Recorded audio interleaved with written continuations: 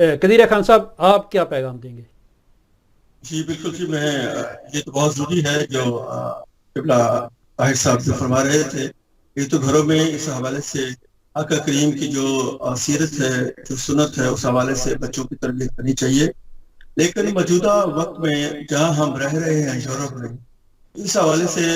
آپ جانتے ہیں، سب جانتے ہیں کہ ہمارے آقا کریم صلی اللہ علیہ وآلہ وسلم صلی اللہ علیہ وسلم۔ رحمت للعالمین ہیں،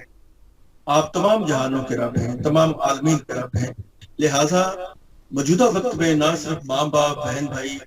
بلکہ جو ہمارے اسلامی ادارے ہیں، یہ خاص طور پر بچوں کی اور بچوں سے نوجوانوں کی، نوجوانوں کی، تمام لوگوں کی تربیت اس حوالے سے بھی کریں کہ حضور اکرم صلی اللہ علیہ وسلم کا اپنی زندگی میں مسلمانوں کے ساتھ اور غیر مسلموں کے ساتھ کیا کردار رہا ہے۔ آپ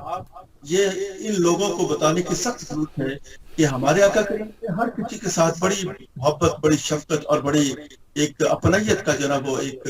درس دیا ہے۔ لہذا اس بات کو عام کرنے کی ضرورت ہے، اور ہمارے علماء اکرام کو آج کے خطبات میں اس بات کو خاص طور پہ لینا چاہیے کہ یہاں پہ رہتے ہوئے بتانا چاہیے کہ یہاں پہ معاشرے کے کیا حقوق ہیں اور ہمارے فرائض کیا ہے، ہمارے ہمسایوں کے کیا حقوق ہیں، اور ہمارے ساتھ رہنے والوں کے، ہمارے ساتھ کام کرنے والوں کے، ہمارے ساتھ سفر کرنے والوں کے کیا حقوق ہیں، اور کس طریقے کے ساتھ اگر ہم آقا کریم کی ان تعلیمات پر عمل کریں گے تو یقیناً ہم اللہ اور اللہ کے نبی کی نظر میں بھی ایک اعلیٰ فضیلت حاصل کریں گے، اور اس معاشرے میں رہتے ہوئے بھی ہمارا مقام بلند اور برتر ہوگا۔